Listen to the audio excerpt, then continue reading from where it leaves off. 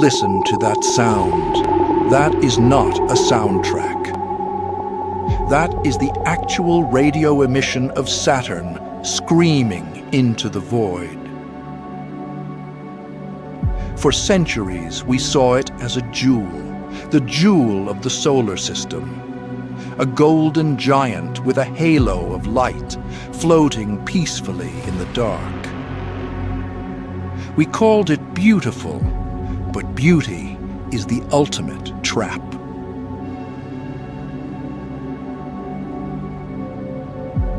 Saturn is not peaceful. It is a violent colossus, a ball of hydrogen and helium spinning so fast that it flattens itself into the shape of a pumpkin. It is a world of impossible storms, of hexagon-shaped nightmares, and of a gravity so cruel it rips entire moons apart to decorate itself. Welcome to the Lord of Chaos. Let's start with the crown, the rings. From Earth, they look like solid bands of pure gold, smooth, perfect, eternal. But if you were to fly inside them, you would find yourself in a grinder. These rings are not solid. They are a chaotic blizzard of sharp ice and rock, ranging from the size of a grain of sand to the size of a mountain. They orbit at thousands of kilometers per hour, constantly colliding, shattering, and reforming.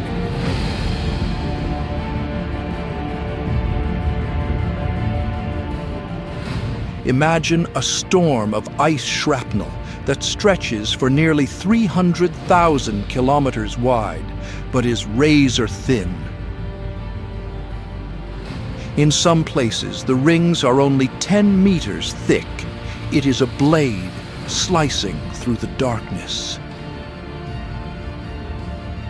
But where did this violence come from? A murder. The prevailing theory is a tragedy.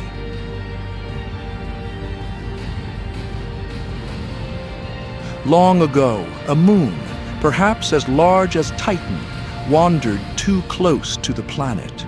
It crossed the Roche limit, the point of no return. Saturn's gravity grabbed the moon and ripped the crust from the core. It shredded a living world into trillions of icy fragments. The beautiful rings we admire today are not jewelry. They are the scattered guts of a dead moon. We are staring at a planetary graveyard. But the strangeness of Saturn goes deeper than its rings. Look at the North Pole. Nature does not make straight lines. Fluid dynamics should create circles and spirals.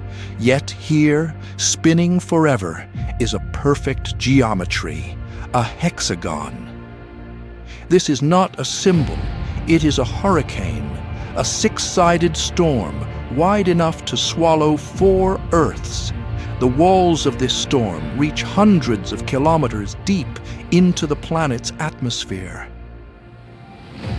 At the very center of the hexagon lies a massive vortex, a red spinning maw that looks like a rose made of hurricanes. It has been raging for decades, perhaps centuries, a geometric scar that never heals, staring unblinkingly into the void like a giant eye. And when Saturn gets angry, the entire planet changes. Every 30 Earth years, roughly 1 Saturnian year, a monster wakes up. We call it the Great White Spot. This is a storm system so massive it wraps around the entire circumference of the planet.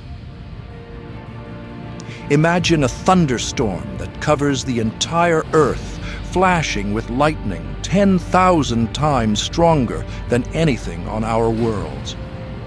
It churns up distinct white clouds of ammonia ice from deep within the interior, turning the golden planet into a ghost.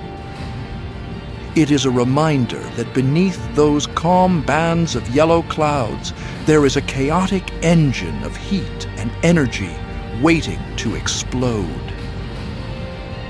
Saturn is the king of a massive entourage with more than 140 moons, but one of them is an imposter. Titan. Titan is the only moon in the solar system with a thick atmosphere. In fact, the air pressure here is higher than on Earth. If you stood on Titan, you would see rivers, lakes, and rain clouds. It looks startlingly like home. But do not be fooled. Titan is a twisted, toxic reflection of Earth. The rain is not water.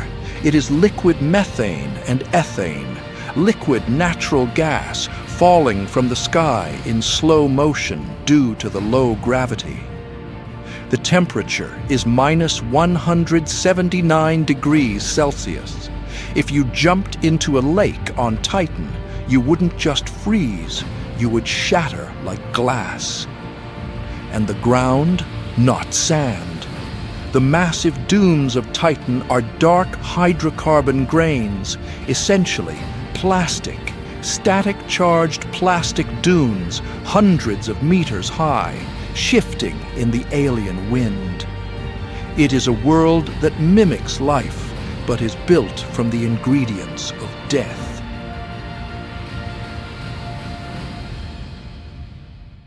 Further out lies a tiny bright ball of pure white ice, Enceladus. For years we thought it was just a frozen rock, but then we saw the tiger stripes, long blue fractures at the South Pole, and from these scars it bleeds. Giant geysers of water vapor shoot hundreds of kilometers into space at supersonic speed. Saturn's gravity is kneading this tiny moon like a ball of dough, keeping its core warm. Beneath that thick frozen shell lies a global ocean of warm liquid water. It has salt, it has heat, it has organic molecules. In the deep, dark pressure of Enceladus, shielded from the vacuum of space, something might be swimming. We went to Saturn looking for gas and rock. We might leave, having found neighbors. But to learn these secrets, we had to make a sacrifice. In 2017, the Cassini spacecraft, our lone messenger at Saturn, was running out of fuel. To protect the pristine moons like Enceladus from contamination, NASA made a tough choice. They ordered Cassini to commit suicide. On its final orbit, Cassini dove straight into the atmosphere of the monster it had studied for 13 years. It fought to keep its antenna pointed at Earth, transmitting data until the very last second. But Saturn showed no mercy. The heat and pressure tore the robot apart. It melted, vaporized, and became part of the planet forever. Saturn feels eternal, but it is not. Even the rings are dying. Gravity is slowly pulling the rings down into the planet as ring rain. In 100 million years, a blink of an eye in cosmic time, the rings will be gone. Saturn will be just another lonely gas giant in the dark. So look at it while you can. It is a temporary masterpiece of gravity and violence, a beautiful trap that lured us across the solar system, only to show us how small we really are. Saturn is the most beautiful thing in our sky, but remember, beauty can be deadly.